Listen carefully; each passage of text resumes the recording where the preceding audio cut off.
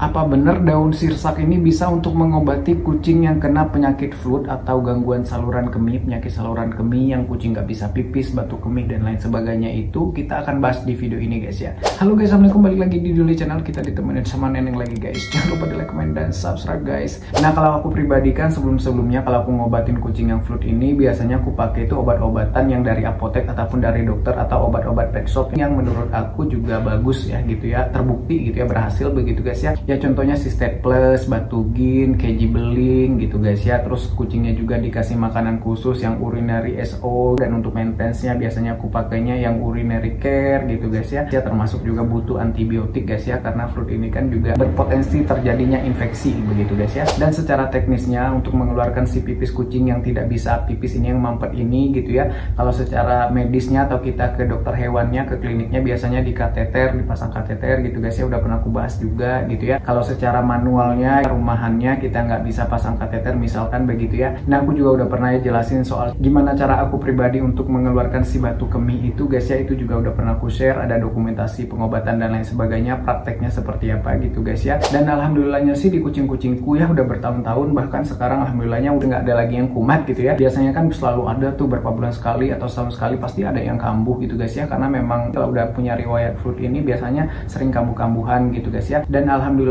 lagi gitu ya, setelah bertahun-tahun berlalu, kucing-kucingku yang sering dulu aku obatin sendiri gitu ya penyakit flu ini, dia nggak ada tuh gitu kena efek-efek lain, misalkan kena ginjal apalah, alhamdulillahnya nggak, semoga jangan gitu guys ya. Nah, sekarang kita masuk ke masalah daun sirsak ini guys ya. Belakangan ini aku lihat di sosmed banyak banget orang yang sharing soal ini gitu guys ya, dan berhasil katanya begitu. Dan ada teman-teman cat lovers yang aku kenal juga yang suka cerita begitu guys ya, mereka juga selalu begitu pakai daun sirsak ini gitu guys ya. Toh menurut aku yang herbal seperti ini gitu ya, tidak terlalu was-was untuk kita coba begitu guys ya. Karena memang belakangan ini aku lagi tertarik banget soal obat-obatan herbal gitu guys ya, soal sesuatu yang herbal yang bisa kita terapkan ke kucing-kucing. Karena menurut aku yang herbal ini lebih tenang aja dalam jangka panjangnya gitu guys ya. Walaupun kalau berlebihan juga nggak boleh, pasti ada efek sampingnya gitu guys ya. Mau kita minum jamu, kalau minum seliter juga sehari tetap aja guys ya nggak baik ya, harus ada takarannya juga gitu guys ya. Nah, termasuk juga soal perawatan kucingku sehari-hari, aku udah mulai cari produk-produk yang herbal. Nah, misalnya untuk sampo untuk perawatan bulu dan kulit kucing aku sekarang udah beralih ke sampo yang herbal guys ya. Ini adalah Max Paw Sampo and Conditioner. Mungkin kalian udah sering lihat aku ya spill ini gitu guys ya, karena memang ini bagus dan kandungannya 92% herbal guys ya. Kandungannya ada lidah buaya, lemongrass, lavender, dan lain sebagainya gitu guys ya, cengkeh, tea tree oil gitu ya. Dan aromanya juga wangi banget guys ya, wanginya tuh wangi herbal guys.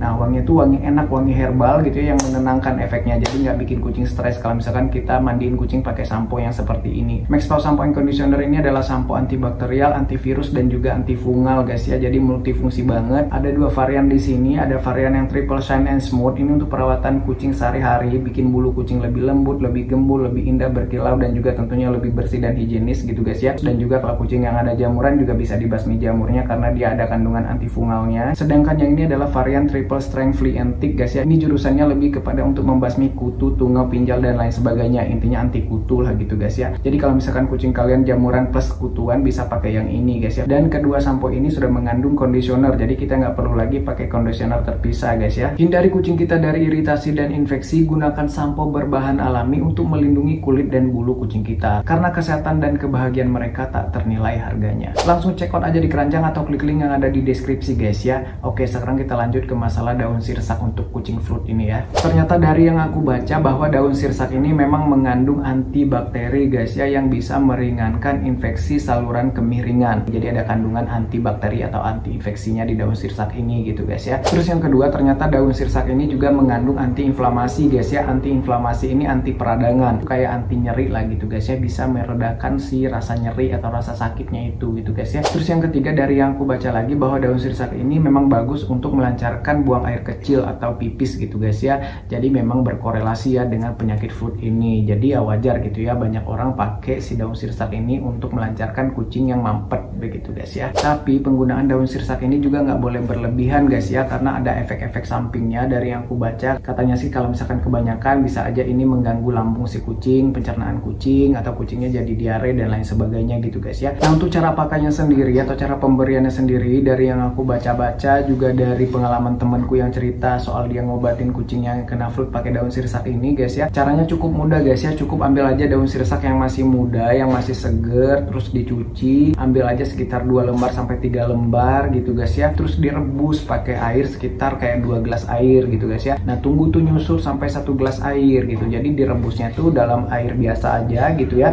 jangan pakai garam, jangan pakai apapun gitu ya, polos aja, kasih 2 gelas air gitu ya, masukin 3 lembar daun sirsak yang masih muda yang setelah kita cuciin tadi. Nah setelah itu didihkan aja guys ya sampai airnya itu menyusut jadi sekitar 1 gelas aja gitu guys ya. Nah untuk cara pemberiannya sendiri dari yang aku baca sih katanya sih dikasih aja setengah mili atau 1 mili untuk kucing dewasa 1 hari sekali, itu dari yang aku baca guys ya. Tapi kalau dari pengalaman temenku dan beberapa cat lovers juga yang curhat soal ini gitu guys ya, yang cerita soal ini gitu ya, rata-rata ngasihnya itu ya dikira-kira aja guys ya, karena ini herbal nggak ada dosis pastinya juga gitu ya, tapi mereka ngasihnya itu sehari 2 kali gitu guys ya, misalkan pagi sama sore atau siang ke malam begitu guys ya. Ada juga yang katanya ngasihnya sampai 3 kali sehari gitu ya, tapi sekali ngasihnya itu dikira-kira guys ya sekitar 1 mili sekali ngasih gitu guys ya. Dan kalau untuk kucing kecil gitu ya, kucing kitten gitu ya, tapi jarang sih kucing kitten gitu ya, nah dosisnya setengah dari itu guys ya. Dari yang aku baca juga bahwa daun sirsak ini tidak bisa untuk menghancurkan si batu kemih ataupun batu endapan kristal dari kemihnya si kucing itu yang menyumbat itu guys ya. Tapi mungkin kata aku mah dikombinasikan aja dengan treatment lain begitu guys ya, mungkin dikombinasikan dengan kasih obat-obat kayak System Plus gitu guys ya, karena dia itu bagus banget gitu menurut aku System Plus ya gitu guys ya, walaupun harganya lumayan ya, satu kapsul itu sekitar 10 ribuan gitu ya. Dan juga buat teman-teman yang bisa dikateter, sebaiknya ya dikateter aja tapi didampingi gitu ya dengan obat-obat herbal yang nggak masalah guys ya. Kalau kita rawat di rumah kan kita bisa dampingi dengan obat-obat herbal juga gitu ya, obat-obat dari luar gitu ya, tapi jangan terlalu banyak sekaligus juga, coba dulu satu-satu guys ya. Ya yang bisa bawa ke klinik untuk dikateter ditangani oleh medis, oleh dokter, ya itu lebih bagus guys ya. Ini mah alternatif bagi yang nggak bisa ke dokter, nggak ada duitnya, karena memang flu ini penyakit yang mahal untuk pengobatannya. Kadang tuh kayak terlalu mahal gitu guys ya, pengobatan untuk flu ini terlalu mahal gitu guys ya,